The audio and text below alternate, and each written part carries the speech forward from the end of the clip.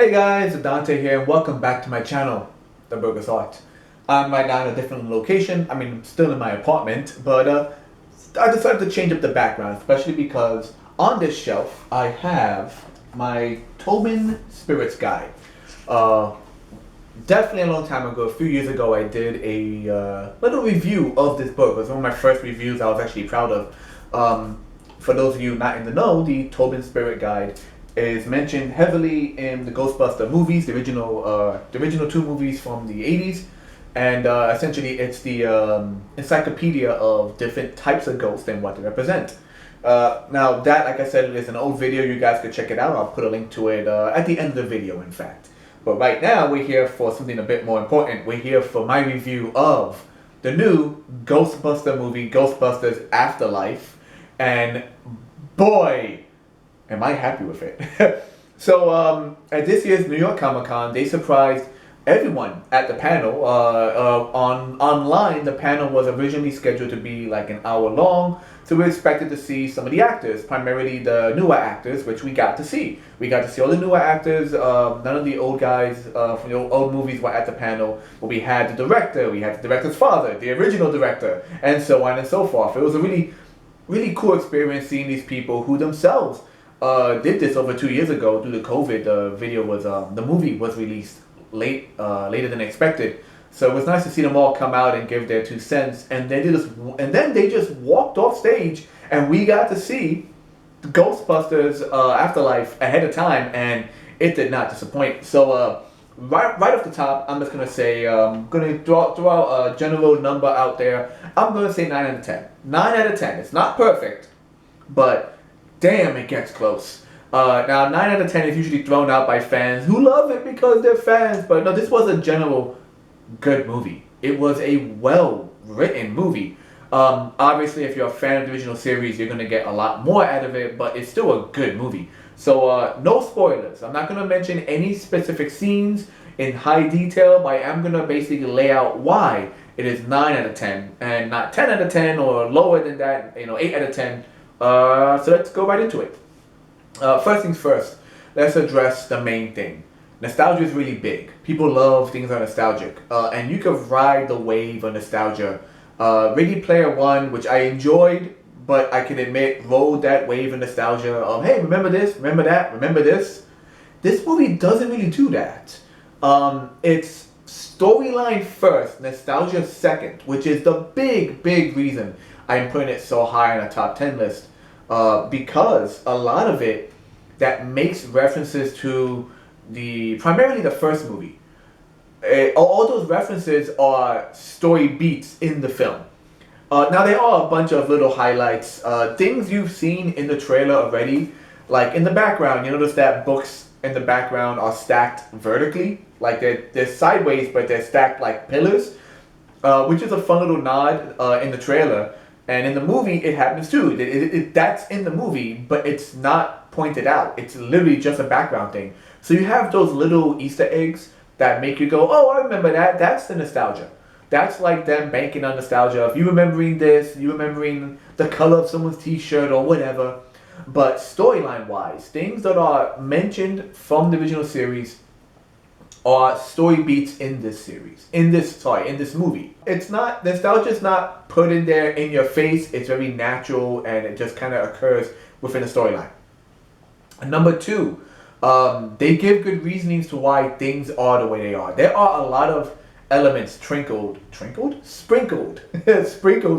the movie that slowly get revealed and have payoff. In fact, this movie is partly a mystery. You're constantly trying to find out what's going on and why is it happening.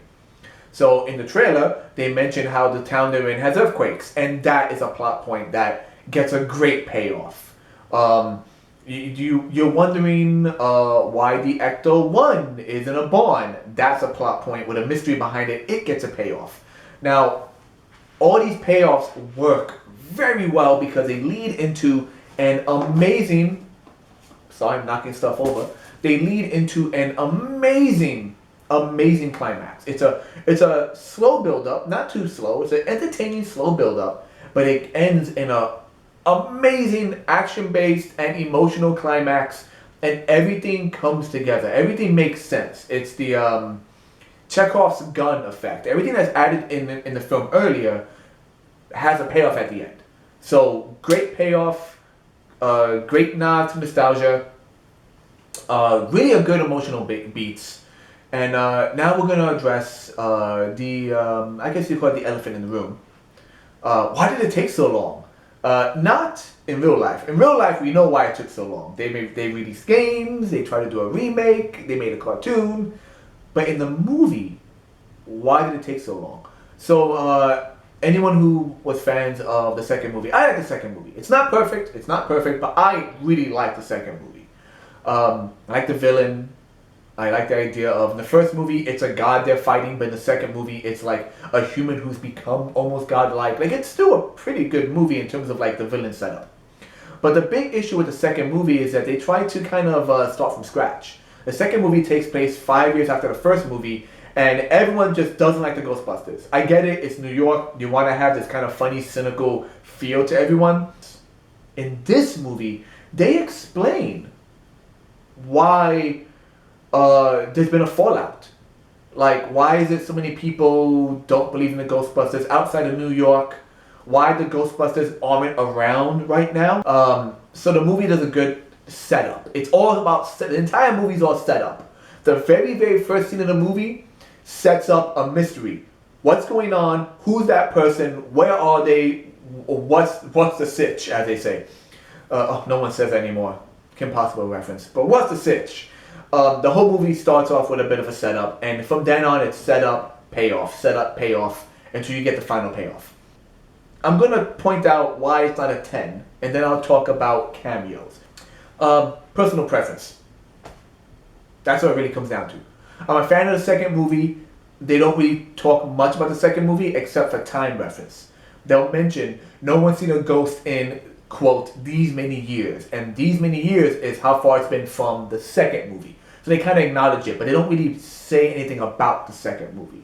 Also, I wish I saw more ghosts. And what I mean is, in both the first and second movie, you get this montage. When the crap hits the fan, everyone starts seeing ghosts, and you get like the famous taxi driver who's a zombie. You get Slimer eating hot dogs out of a hot dog vendor. You get that big ghost that comes out the archway in New York City. You get the Titanic.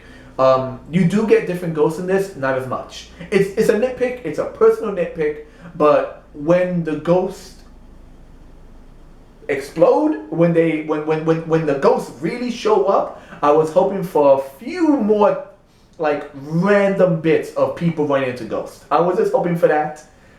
So that's my only complaint. Man, I wish I saw more of that. And that's only because it's practical effects. A lot of it's practical effects. The actors in it said originally during the panel that they love the practical effects. Fun fact: as said by one of the main leads in the film, even the scene where Ecto 1 is drifting through the cornfield is real. He said they planted a cornfield and then they just demolished it. That's an actual scene. That's an actual car driving through the cornfield, and it looks spectacular. So why is it not 10 out of 10? Because I wish I could have seen more of that. Another personal nitpick is a typical like, haha, the police don't believe you. Like, you can have an entire building blow up behind you, and the cops will still go, crazy kids, you think we believe in blowing up buildings? That's what happens. You do, and it's very little. You do have a spot where the police just don't believe what's going on, despite the fact that it was witnessed by several people. But it's a really short moment. But man, I hate that. I hate that in films. Once again, personal nitpick. It's glossed over very quickly. They also deal with the idea of like, modern day films. Oh no, cell phones don't work. That's established earlier in the film as well. Once again, setup, payoff. Like earlier in the film, there's tons of setup that people are realizing that their phones just have crappy service because they're in the countryside. It's a simple setup that makes you think it's just an angry teen going, oh mom, our cell phones have crappy service out here. But that in itself has a payoff because you realize they can't call for help. So yeah, it's still a good balance. Wish I had more ghosts. The ghosts that were in it were awesome. typical cliche cell phones don't work, but there's a reason for it. And now I shall get to the cameos, which I think is the last bit I'm going to mention in this footage. There are cameos. And once again, they're done very well. They're not just in your face like, here he is, here's a poster of him, here's someone talking about him. No, it's when the cameos show up, by the time they show up, it is earned. You get some early cameos, won't say who, but you get some early cameos that they happen without, without this big like, hubba, ooh, like, oh, let's check it out, who it is, check it out. No. You get an early cameo, and it's just inserted very well. And the crowd at Comic-Con went nuts when they showed up. By the time you get the second cameo or third cameo, it's already it's already later in the video, in the film, and it's earned. Like by the time the big finale hits, everyone you want to be there is there, and they have a reason for being there. So that's pretty much it. Great work with cameos, great work with nostalgia, awesome work with setup and payoff, which all builds up to a really, really good story and a great love letter to the original series and the original actor for Egon.